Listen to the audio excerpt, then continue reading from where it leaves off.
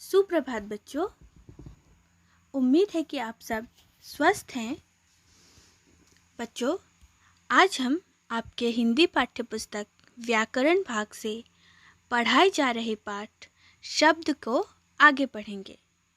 पिछली कक्षा में हमने जाना था कि वर्णों के व्यवस्थित समूह को शब्द कहते हैं।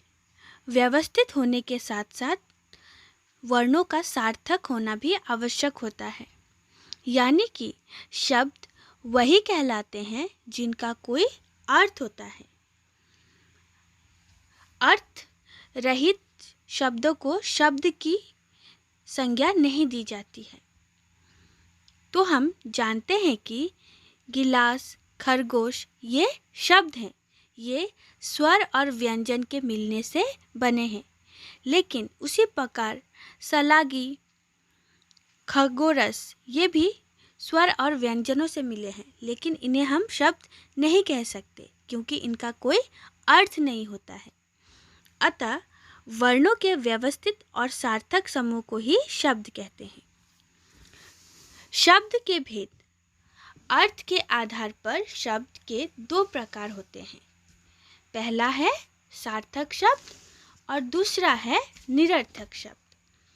सार्थक शब्द वे शब्द जिनका अर्थ होता है सार्थक शब्द कहलाते हैं, जैसे बगीचा, घर, विद्यालय, पुस्तक आदि। अन्य भी आप उदाहरण दे सकते हैं, जैसे कि गाय, बकरी, लड़का, लड़की ये शब्द हैं। लेकिन उसी के जगह पर अगर हम लकड़ा, रग्बी ये सब कहेंगे तो ये शब्द नहीं होंगे क्योंकि इनका अर्थ नहीं है। निरर्थक शब्द ये ऐसे शब्द हैं जिनका कोई अर्थ नहीं होता। इन्हें निरर्थक शब्द कहते हैं, जैसे वाय, वाना, बगड़म, अर्द्रम, कड़पा आदि शब्द।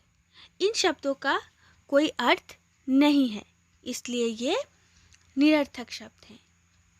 तो बच्चों, आज की इस कक्षा में हमने सार्थक और निरर्थक शब्द के विषय में जाना। आप आज पढ़ाए गए अंश का अभ्यास कीजिए और दिए गए गृह कार्य को पूरा कीजिए। धन्यवाद।